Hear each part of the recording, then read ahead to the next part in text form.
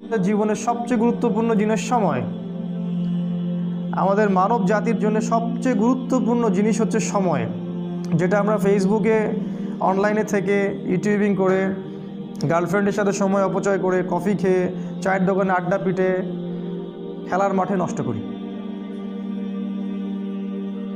তবে মানুষ যখন মৃত্যুবরণ করবে কিয়ামতের মাঠে এবং জান্নাতে যদি চলেও যায়, সেখানে গিয়েও মানুষের আফসোস হবে ওই সময়গুলোর জন্যে, যে সময়গুলো মানুষ অহেতুক নষ্ট করেছে, যে সময়গুলোতে মানুষ আল্লাহর কথা বলেনি, আল্লাহর জিকির করেনি, রাসূলের প্রতি দরুদ পড়েনি।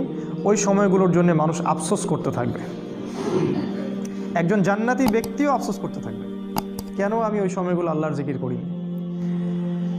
সময় সবচেয়ে বেশি ইম্পর্টেন্ট জিনিস। আর এই সভ্যতা, এই গডলেস ওয়ার্ল্ড এবং এই এডুকেশন সিস্টেম আমাদের সময়গুলোকে খেয়ে ফেলেছে।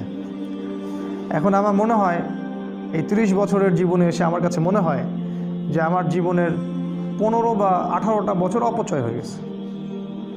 18 বছরে আমি হাফেজ হতে পারতাম, আমি হয়তো হাদিসেরও হাফেজ হতে পারতাম, বুদ্ধি ব্রেন ভালো ছিল, ফার্স্ট হতাম সবসময়। আমি হয়তো ফিকহ পড়তে পারতাম, ইতিহাস পড়তে পারতাম, সিরাত পড়তে পারতাম। এখন সারাদিন রাত যত কাজই করি না কেন, আত্মতৃপ্তি হয় না, মনে হয় কিছু না কিছু গ্যাপ থেকেই গেল, আর এই গ্যাপটা কখনো পূরণও হবে না, অসম্ভব। তাই যারা 40 বছর 50 বছর বয়সে তাস খেলছে, টিভি দেখতেছে, আড্ডা পিটাচ্ছে, এদেরকে দেখলে বুঝেই আসে না যে এই বয়সে কিভাবে সেটা করতে পারে।